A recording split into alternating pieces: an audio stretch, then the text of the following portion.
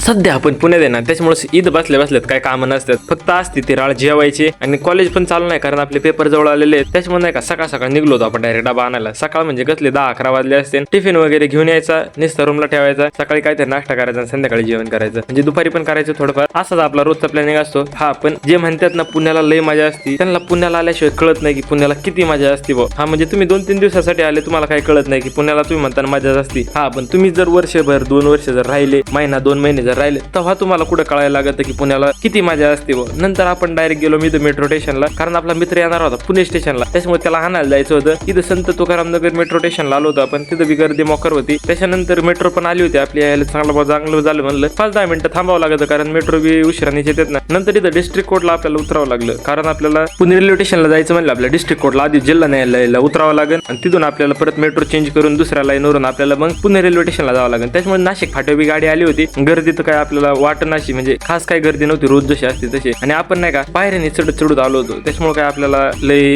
लोकांच्या पुढे मागं राहावं लागलं नाही. आपण सगळ्यात नंबर पुढे होता. म्हणजे आपल्याला हे कळलं, जरा थोडं चाललं का आपण सगळ्यात पुढे येऊ शकतो, जरा थोडे कष्ट केले का आपण सगळ्यात पुढे येऊ शकतो, जरा मेहनत केली का यश भेटायला वेळ नाही लागत. त्याच्यामुळेच मग काय मोकार गर्दी असते इथं पण पूर्ण एक्सिलेटर जाम असतं. त्याच्यामुळेच मग म्हणलं जाऊ द्या, जरा फायदा झाला, आपण पुढे चालत आलेलो. त्याच्यानंतर इथं आपण एक्झिट वगैरे केलं, कारण आपल्याला इथं पुणे रेल्वे स्टेशनला जायचं म्हणलं, इथं वर यावं लागत होतं. पुणे रेल्वे स्टेशनला जायला बी तुरंत लगेच गाडी होती. त्याच्यामुळे म्हणलं इथं काही वेट नाही करावं लागायचं आपल्याला. गर्दी तर तुम्ही बघू शकता इतकी होती. आणि मेट्रो पण आलेलीच होती, त्याच्यामुळे काय वादच नव्हता. आता तुम्ही जर कधी मेट्रोत नसतील बसले तर काही विषय नाही, मेट्रो काही एवढी खास नाही, आपण रोजच फिरतोय. त्याच्यामुळे काही त्याच्या विशेष असं काहीच नाही. मेट्रोत मोकार गर्दी राहते. मुंबईची लोकललाच गर्दी राहते, फक्त लोकलला दरवाजा नसतात आणि मेट्रोला दरवाजा असतात बस. लोकलला एसी नसतो, ह्याला एसी असतो बस बाकी काहीच विषय नाही. त्याच्यानंतर आपण पुणे रेल्वे स्टेशनला उतरलो. पुणे रेल्वे स्टेशनला उतरून बघितलं, ह्याला पुणे रेल्वे स्टेशनला तर 24 घंटे गर्दीच राहते. यायला जावा देवा म्हणलं काही विषय नाही, इथं कधी जावा कधी तुम्हाला गर्दीच भेटेल. तिथून मित्राला घेतलं, लगेच रिटर्न तिकीट काढलं आणि लगेच निघलो आपण. आता इथं बी आपल्याला जिल्हा न्यायालयाला उतरायचं, परत तिथून